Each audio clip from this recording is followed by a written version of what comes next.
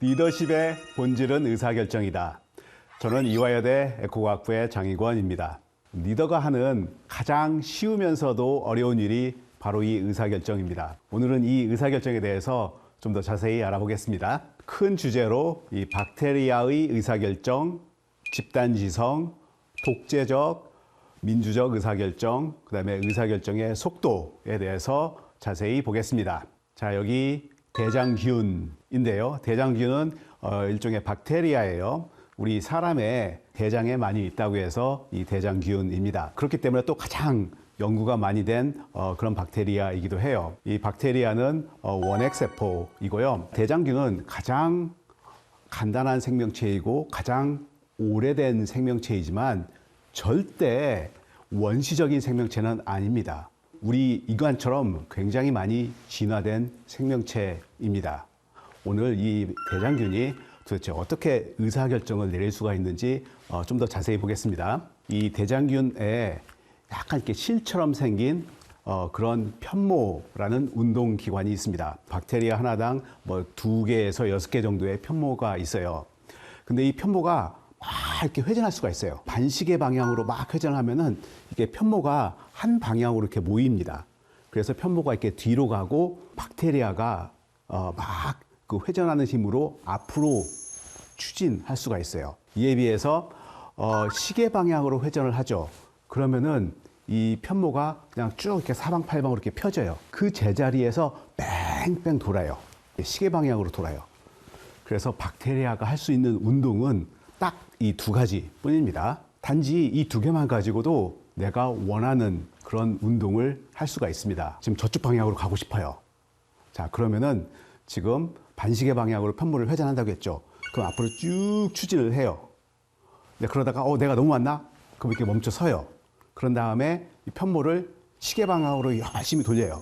그러면은 제자리에서 막 이렇게 회전을 하다가 딱 멈춰요. 그런데 박테리아가 어느 방향으로 멈추는지는 그건 결정할 수가 없어요. 그냥 멈추는 그 순간 그 방향 그대로 그냥 이동하는 거예요. 그래서 여기서 또 열심히 그 편모가 반시계 방향으로 돌죠. 그러다가 또 멈춰 서요. 또 뺑글뺑글 막 돌다가 딱 멈춰 쓰면은 그 방향으로 또 다시 또 이렇게 이동합니다. 자, 여기서 이 박테리아의 이동을 우리가 랜덤 워크라고 해요. 여기서 워크는 알죠? 이렇게 걷는 거죠. 네, 걷는 거. 여기서 랜덤 뭐냐면은 그 박테리아가 제자리에 멈춰서서 막 회전할 때 어떤 방향으로 멈출지 몰라요. 그냥 멈추는 방향으로 이동해요.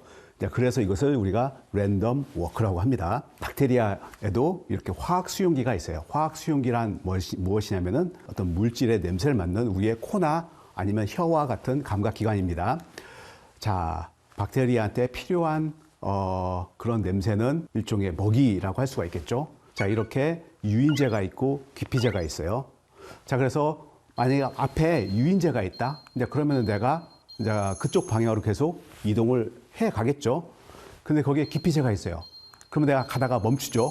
그런 다음에 또 회전을 한 다음에 또 새로운 방향을 취해서 가야 됩니다. 이렇게 박테리아도 내가 그 냄새를 맡고 특정 방향으로 갈 수 있는 이런 운동 능력이 있는데 우리가 이것을 화학주성이라고 합니다. 저쪽에 지금 먹이가 있어요. 지금 파란색 이렇게 먹이가 있어요.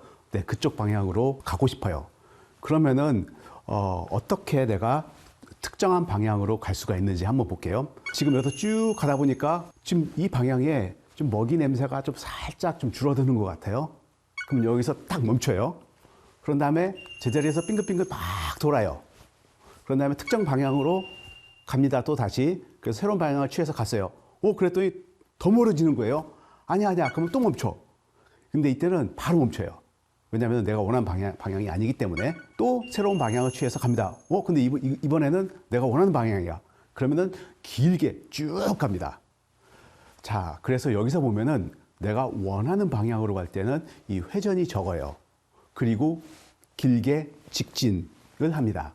이에 비해서 기피하는 방향이 있죠. 그러면은 자주 회전을 해요. 편향된 랜덤 위크라고 하고, 자, 이것이 박테리아가 특정한 방향으로 이동하는 방법입니다. 사실 이 세상의 모든 것이 그렇듯이 내가 원하는 것만 딱 있는 것은 아니에요. 내가 원하지 않는 뭐 독극물이 있을 수도 있는 것이겠죠. 자, 그렇다면은 내가 원하는 것이 많이 있어요. 독극물이 별로 중요하지 않은 것이에요. 너무 이렇게 심각한 거 아니에요. 자, 그렇다면은 이 기피제가 있음에도 불구하고 그 방향으로 내가 갑니다. 이렇게 갑니다. 이에 비해서 지금 먹이가 있긴 한데 독극물이 있다. 그러면은 먹이가 있음에도 불구하고 여기는 멈춰서서 새로운 방향으로 이동을 하게 됩니다. 자, 이것을 보면은 박테리아도 아주 간단한 방법이긴 하지만은 분명히 의사결정을 하고 그 의사결정에 따라서 나의 다음 행동을 취할 수가 있죠. 바로 이 능력은 사실 굉장히 간단해 보이지만은 거의 우리 인간이나 아니면은 다른 많은 동물들이 취하는 의사결정하고 별로 큰 차이가 없어요.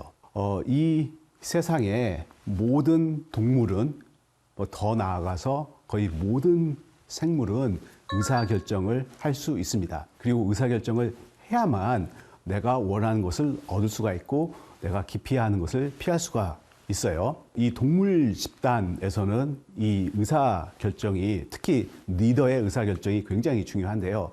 그것은 뭐냐면은 이 집단의 순간적인 방향을 결정하기 때문입니다. 1907년에 이 프랜시스 콜튼이라는 이 영국의 수학자가 있었는데요. 자, 이분은 찰스 다윈의 사촌이기도 하고 그 자연 선택 이론을 굉장히 아주 강하게 지지한 인물이기도 합니다. 자, 이분이 장터에 갔어요. 황소의 무게를 두고 지금 내기가 벌어졌어요. 그래서 장터에 모인 사람들이 막 이 황소의 무게를 가지고 열심히 추측을 하는 거예요. 황소의 무게에 가장 근접하게 맞춘 사람이 그 내기, 그 판돈을 가져가는 것입니다. 그래가지고 무려 787명이 던진 그 숫자 있죠. 그 숫자를 다 적어다가 집으로 가져왔어요. 그런 다음에 그 숫자를 평균을 내봤더니 놀랍게도 그 숫자가 1197파운드였어요. 근데 황소의 실제 체중을 봤더니 1198파운드, 불과 1파운드 차이, 한 0.5kg도 안 되는 거예요. 한 사람이 이 황소의 무게를 추측하면은 그 추측치가 굉장히 그냥 편차가 심하죠. 그런데 이렇게 많은 사람이 이 황소의 무게를 추측하고 평균을 내면은 놀랍도록 그 진짜에 접근한다는 것이었어요. 그래서 우리가 이것을 집단 지성이라고 하는데요. 과연 동물들도 그런 집단 지성을 이용하여서 의사 결정을 할 수 있을까? 이 허버트 프린스라는 분이 1990년대에 이 아프리카에서 그 아프리카 들소에 대해서 연구를 하였습니다. 이 들소 하면은 상당히 큰 이 초식 동물입니다. 그래서 주로 이 들소들은 무리를 지어서 같이 살고 있는데 낮에는 저렇게 그 들판에 누워서 휴식을 취합니다. 너무 뜨거워요. 그래서 해가 좀 이렇게 지기 시작하면은 이제 그때서부터 초식 활동을 하는데요. 근데 이분이 이 아프리카 들소 무리를 잘 보았더니 아주 재미있는 행동을 하는 것이에요. 이 아프리카 들소들이 오후 내내 휴식을 취한 다음에 이 황소들이 딱 일어나요. 자리에서 일어난 다음에 저 하늘을 특정 방향으로 딱 이렇게 쳐다보고 고개로 가리키는 거예요. 저쪽 방향을 가리키고 또 앉고, 그런 다음에 또 일어나서 또 특정 방향을 가리키고 또 앉고, 이러기를 계속 반복하는 거예요. 그 고개가 가리킨 방향으로 이동하는 것을 목격하였습니다.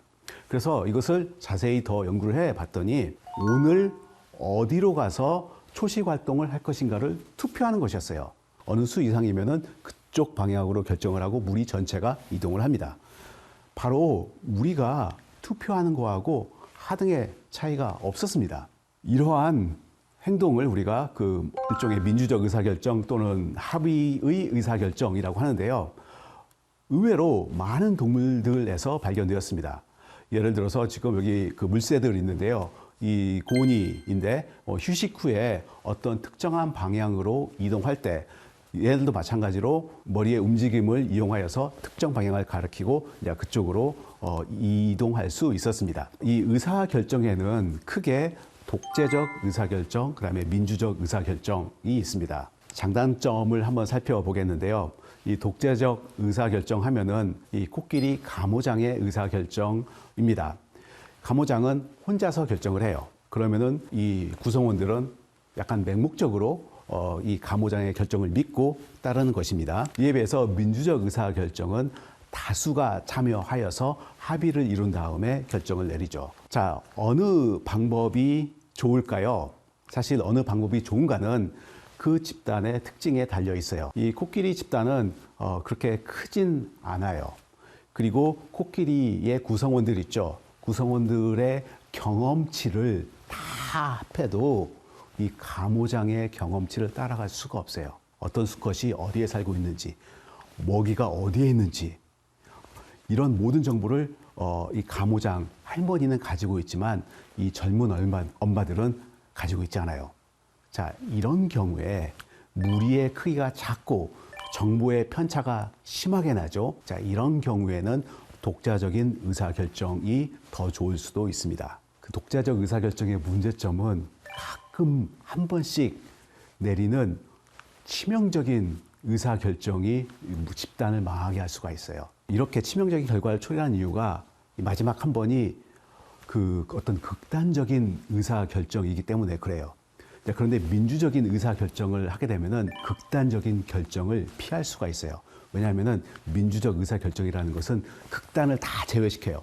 그리고 이 중심을 쫓아가거든요. 자, 그럼 왜 민주적 의사결정이 매번 정확한 의사결정을 할 수 있을까요? 자, 이것을 통계적으로 한번 보여드리겠습니다. 자, 여기 보면은 그 새 집을 찾는 과정인데 여기에 나무라는 A 후보가 있고, 자, 또 하나는 이 암석이라는 B 후보가 있습니다.